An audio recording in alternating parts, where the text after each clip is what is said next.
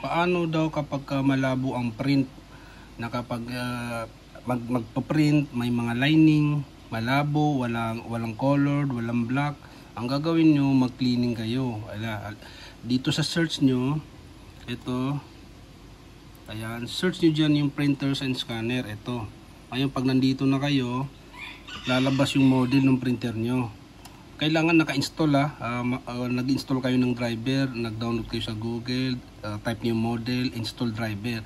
Pag meron na kayo nito, magkakaroon kayo ng maintenance. Ayan, manage, tapos ito yung printing preferences. Ayan, magkakaroon kayo ng maintenance. Pag nandito na kayo, makikita niyo dyan yung head cleaning, ayan, at power cleaning.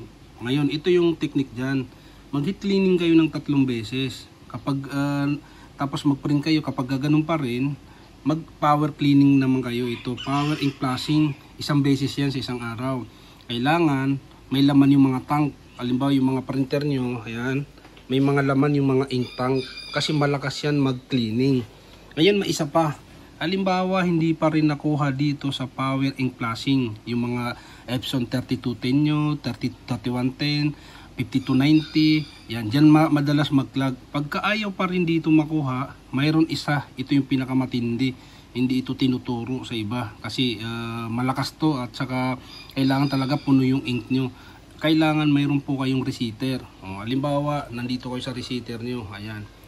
Yan, bago kayo mag-run ng receiver, kailangan naka-turn off yung Windows security nyo, ha. Halimbawa, Windows, ayan, naka-turn off kasi ako, kaya niran ko yan, naka-turn off po dito, tapos yan, manage, naka-turn off yan, kaya nararan ko yung resetter ko. Ayan, double click to, tapos ito lalabas. Ayan, pag nandito na kayo, si-select niyo yung model ng printer nyo. Halimbawa ako 3210, pero hindi naman 3210 gamit ko.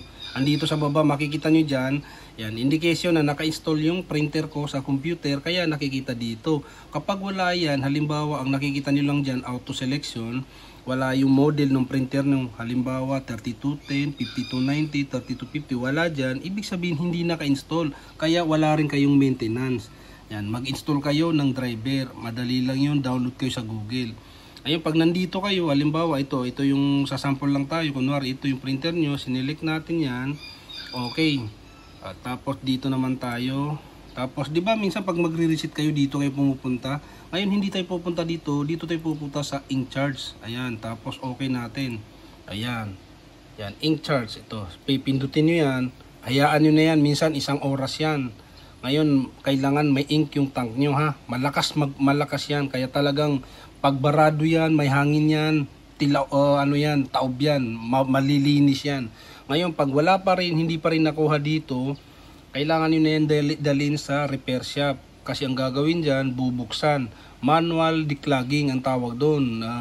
Yung nakikita nyo sa mga video natin, binubomba ng cleaning solution. O kaya kapag hindi pa rin nakuha doon, binababad yung printer head.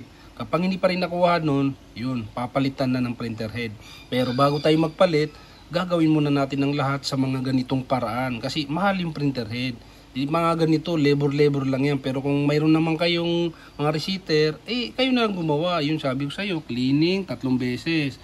Pangit pa rin, power ink flushing. Pag ayaw pa rin, sa receiver na kayo mag-ink charge. Yan, malakas yan. Makikita nyo, mababawasan yung ink nyo sa tank kasi ibubugan niya yan lahat.